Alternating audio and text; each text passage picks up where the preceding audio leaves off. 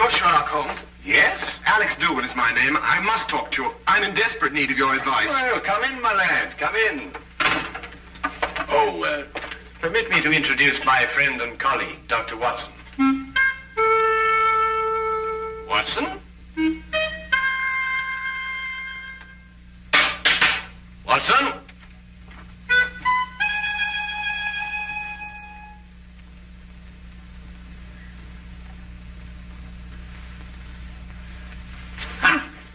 Just as I suspected. Well, Oh, my goodness me, a patient. Oh, I do beg your pardon leaving you standing there like that. Most remiss of me. There, if you sit down, I'll be with you in a moment. My dear doctor, Mr. Dougal is not your patient. He's come to see me. Huh? Huh.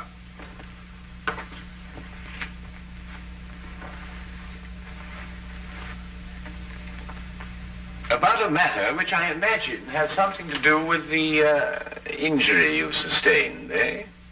About a matter which might prove even more disastrous to a certain young lady if she's allowed to marry this man without somebody telling her. But on the other hand, how can I tell her when... You're jumping about rather a lot, Mr. Dougal. Mentally, of course. Yes, forgive me. I'd better begin by telling you that I'm known to most people by a name other than Alex Dougal. Yes? Aunt Lottie. Aunt Lottie? I write under that name in the Daily Observer. I'm a columnist. But Aunt Lottie? I know. It was the boss's idea. I'm really a sports writer. Don't ask me why I was assigned the job, but I do an advice for the lovelorn column. Oh, I see. You mean the readers write into you telling you their problems?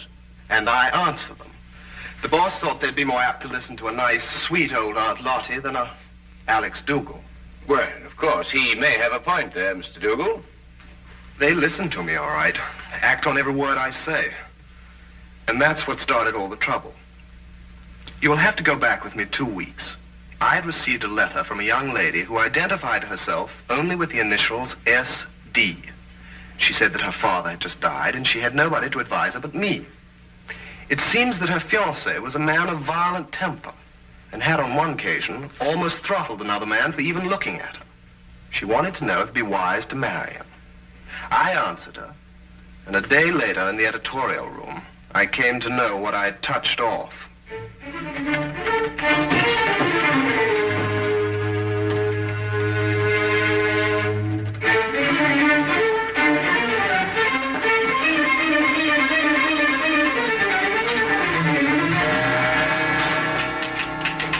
Find Aunt Lottie. Hey! She'd better be around. Just point her out. Now, wait a minute. It just so happens that I'm Aunt Lottie, and I want to know how you got in here. You're Aunt Lottie? That's correct. And you can be certain that if you've come with any problem, I shall be most uncooperative. Are you sure you're Aunt Lottie? That is my pen name. Have you any objections? None. None at all. I'm absolutely delighted to find that Aunt Lottie is a man. Really? Why? Because I would never dream of doing this to a woman.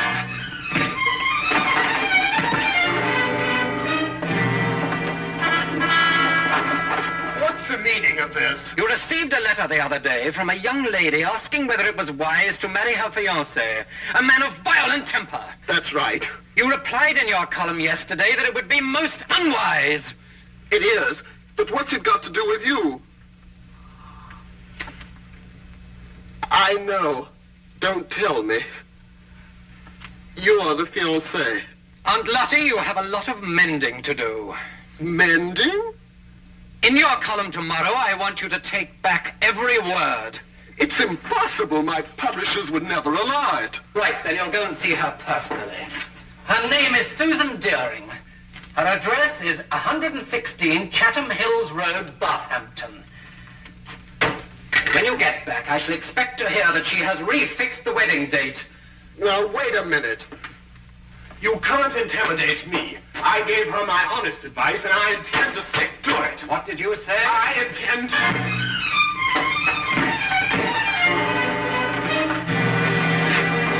You were saying? I just wanted to know what the address was again.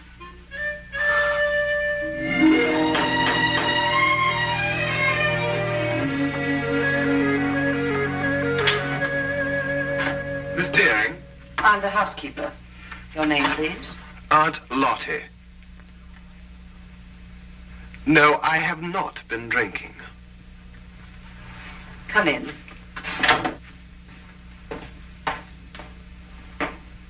Wait here, please. I'll call her.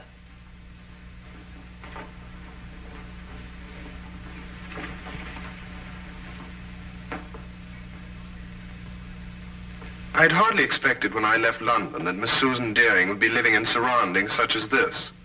Most of my readers were shop girls. Girls from a modest background, anyway. But Susan Deering was an heiress. I realized this when I recognized the subject in the painting above the fireplace. He was Oliver Deering, the chemical manufacturer who 6 months ago had suffered a heart attack while pursuing his favorite sport, bicycling. He was undoubtedly her father. How do you do? How do you do? Are you really Aunt Lottie? I'm afraid so. My editor felt it would inspire more confidence than a name like Alex Dougal, which is my own. But I don't agree with your editor at all. Oh, really? I never fail to read your columns. They're always so full of wisdom and understanding. Almost like Father used to talk before he died. Well, thank you. But if I didn't think so, I never would have written to you. Never have called off my wedding. Well, as a matter of fact, that's what I came to talk to you about, Miss Deering. Do you mind if we sit down? Oh, please, yes. Here you're hurt and I've kept you standing. Just a little accident. Nothing at all. Yet. Would you like a pillow or something? Oh, no, thank you. What bothers me more than any little ache is the advice that I gave you in my column. The advice you gave me, but every word of it was so true. It cleared up everything.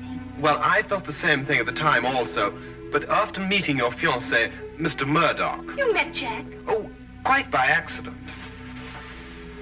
He struck you. I know he forced you to come here and see me. Oh, no, not at all. Then how were you hurt? I fell down the stairs. It was an accident. Forgive me. It's quite obvious that a man like you could never be forced to do anything against his will. Well, I should hope not. But at any rate, after meeting Mr. Murdoch, I felt it my responsibility to come here and retract my original advice. Forgive me, Miss Deering. That's what I've been telling her. No one is perfect naturally, but Mr. Murdoch is eligible in every other way. He has gold mines in Africa, if that's what Tilda means. And I could be sure he wasn't marrying me for my inheritance. But, Mr. Dougal, you've never seen him when he loses his temper. Miss Deering, have you ever heard of a Dr. Freud? No. A young Viennese. He's invented a new science called psychoanalysis. He says that a temper is a perfectly healthy, normal outlet for emotions. It's quite normal. Mr. Dougal, you know so much. That's my job. I'll write to Jack immediately and tell him it's all right again. Good. And if you have a picture of the two of you, I'll see that it's published in the society page under soon to be betrothed. Mr. Dougal, what's the matter? Something happened to my back when I fell. I wonder, would you mind putting one hand on my shoulder and one in the small of my back and pull? Thank you. Mr. Dougal, you must do something about your back. When you get home tonight, have your wife rub it with liniment. I'm afraid that's not entirely possible, but I'll have the man at the club do it anyway. You mean to say that you're not married? I'm afraid not. It seems that every time I meet a girl that interests me, she's not available. But then that's life. There's always tomorrow, and, well, who knows? I might be as lucky as you and Mr. Murdoch. Now, what about that picture? I'll get it for you.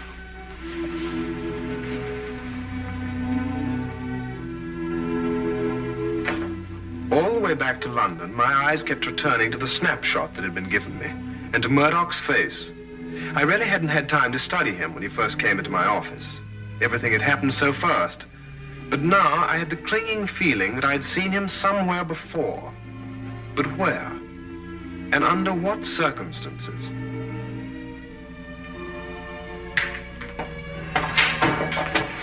Sir Dougal, I trust you were successful. Extremely. And I'm going back with even more confidence to make her change her mind next time. You're not Jack Murdoch, and you don't have any gold mines in Africa. You're Freddie Brill, the racetrack fixer. Now, whatever gave you that idea? I used to be a sports writer, for your information, and I remember you very well. You got flung in jail for nearly killing a jockey that double-crossed you. And if you don't think I can prove it, just come down to the library and I'll show you a back issue with your picture in it. That won't be necessary. I didn't think it would be. So it's her inheritance you're after, is it? That's it. And I don't think you'll be telling her. What are you going to do? First, I'm going to make you best man at my wedding. What? After today, I can't trust you out of my sight. As best man, you have reason for being at my side every minute. But this is insane. Secondly, I make you this promise. If Susan should learn of my true identity before we're married, I won't make inquiries as to who told her. I'll assume it was you. And if it's the last thing I do, I'll kill you.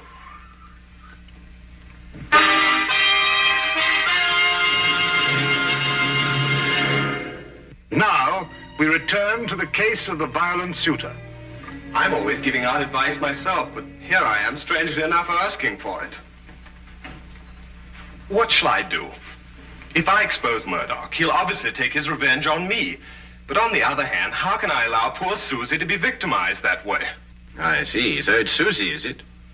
Well, up until half an hour ago when I managed to get away from him, Murdoch keeps me handcuffed to his side. And naturally, when he saw Miss Deering, I did also. Ah, yes, quite naturally. Well, there's no point in denying it that she does something strange to me. And I found myself wanting to be the groom instead of the best man. That may very well happen yet, Mr. Dougal. But how, with Murdoch still in the picture? We'll remove him from the picture. That's simply stated, Holmes. But surely you don't mean to expose Murdoch and risk Mr. Dougal's life. No, Watson. If any lives are going to be risked, they'll be yours and mine. Oh! My plans aren't crystallized yet, Mr. Dougal, but my advice to you is to go back to Mr. Murdoch and continue to be his best man. You'll hear from me very soon. I'll do anything you say, Mr. Holmes. Thank you, Mr. Holmes. Not at all. Oh, wait.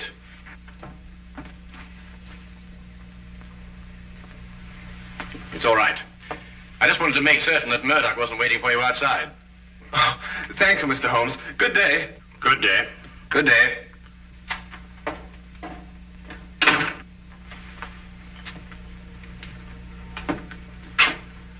And how do you propose to help Mr. Dougal? By removing Murdoch from the picture. But how? By proving that he killed Miss Deering's father. What? Safely behind bars, Murdoch could neither marry Miss Deering or harm Dougal. But Miss Deering's father died of a heart attack. He was cycling. You heard it yourself. My dear Watson, it was made to appear as if he had been bicycling. Well, now, really, Holmes, you haven't even left the room. How can you say such a thing? Ah, here it is. I thought I'd kept it. Have a look. When that picture was published in the papers, I showed it to Inspector Lestrade as proof that Oliver Deering was murdered. But the good old inspector, with his usual dim-wittedness, refused to pay any attention to it. Well, I must say I can't see any signs of murder here. Notice Deering's coat.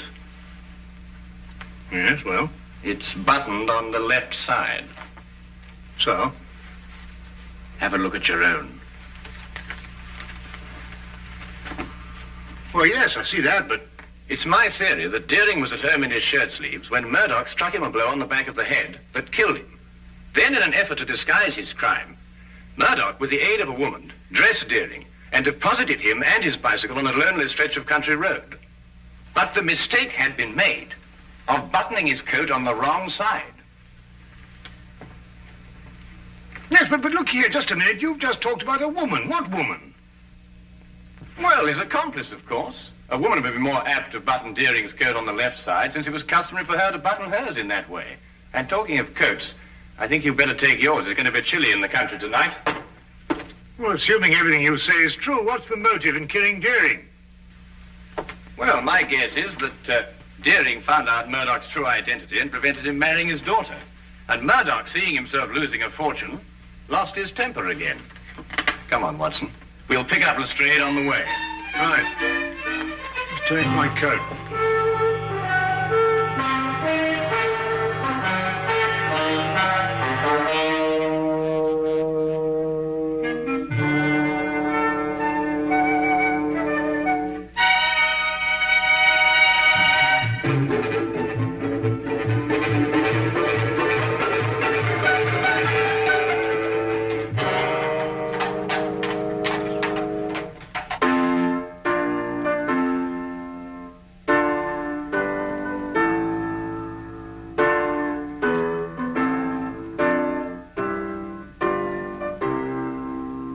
Now what's the matter?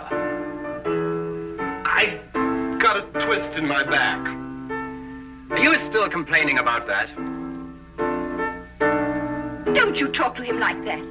I'll talk to him any way I choose. Not around me, Jack Murdoch, you won't. Tea is served. Nothing like a nice cup of tea to relax everyone. If you don't keep your temper, you'll ruin everything. It's all right, Tilda. I'll pour.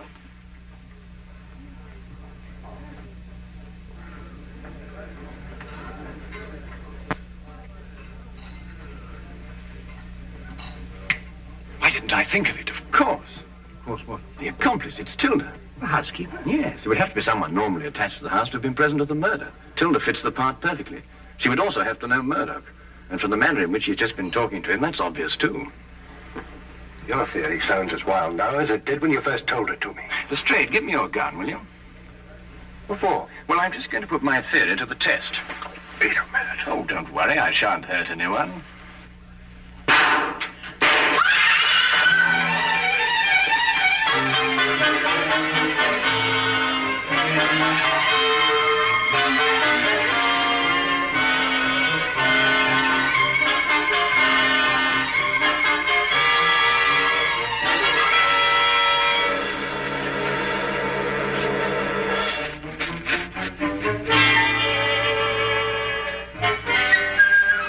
Holmes, what in thunder made you do a thing like this? No time to explain now. They'll have the staff out and search the grounds. If they find us, the whole plan's ruined. Well, now, where's Lestrade? Lestrade! Shh! Lestrade! He was behind us when I last looked. Oh, confound him. If they find him, everything will be ruined. Yeah, we'd better go and find him ourselves. Lestrade. Lestrade. Oh, no, Holmes, look. Well. Only the good inspector could have managed that. Well, Lestrade, you look like a stranded whale. What is this thing? It's a badminton net. Were you running with your eyes shut? Here. Holmes, listen. The gardeners, I expect. They're coming this way. We've got to get to the carriage. Come on, Lestrade. Get me out of this thing. Oh, there's no time for that. Come on.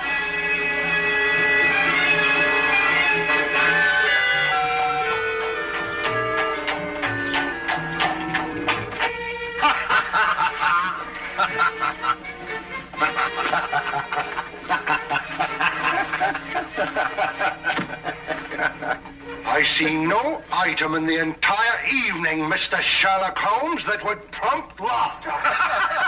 I'm terribly sorry, Lestrade, but I shall cherish the memory of you thrashing about on that badminton court for years to come. I wouldn't find it so amusing, Holmes, if it had been you who had torn that confounded net from its moorings.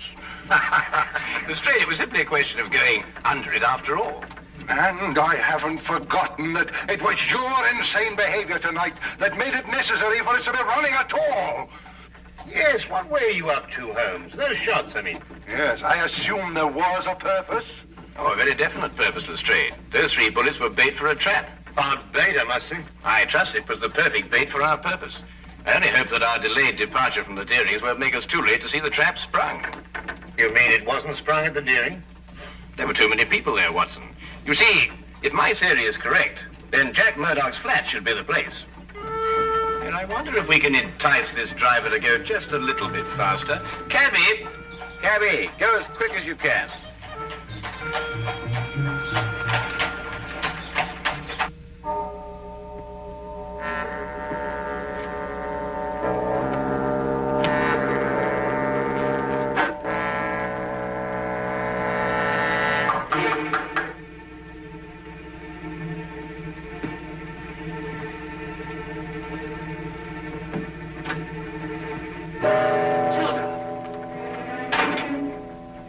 Tilda, Dougal's upstairs. He may see you. I'm not staying long. What is this? I'm within 2 days of marrying Susan and grabbing a fortune for us. For yourself, you mean? You never had any intention of sharing it with me. What are you talking about? £50,000 is yours the day I'm married. Didn't I promise it to you? Yes, but your circumstances were different then. I saw you kill Mr. Deering, and you got panicky that I would run to the police.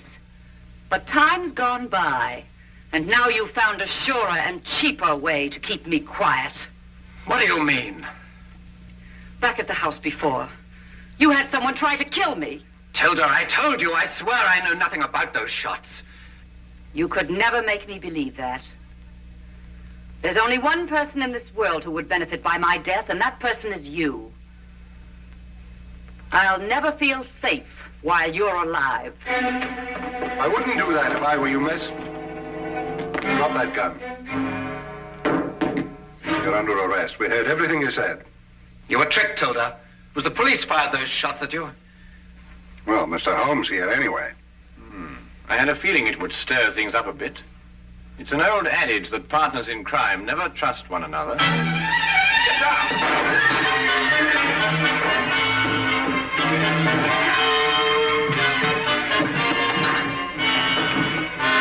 Well, I'll be.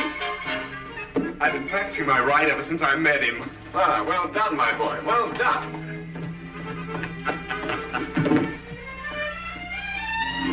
You'd better come along too, miss.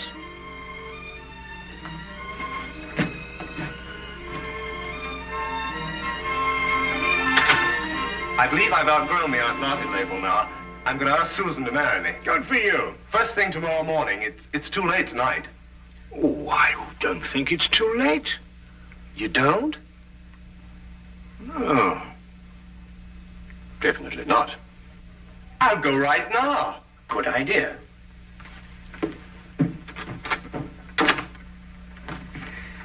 Well, Holmes, you've solved the mystery and brought two young lovers together. I'm going to call you Aunt Lottie. What? Oh, no, really, Watson. This time you've gone too far.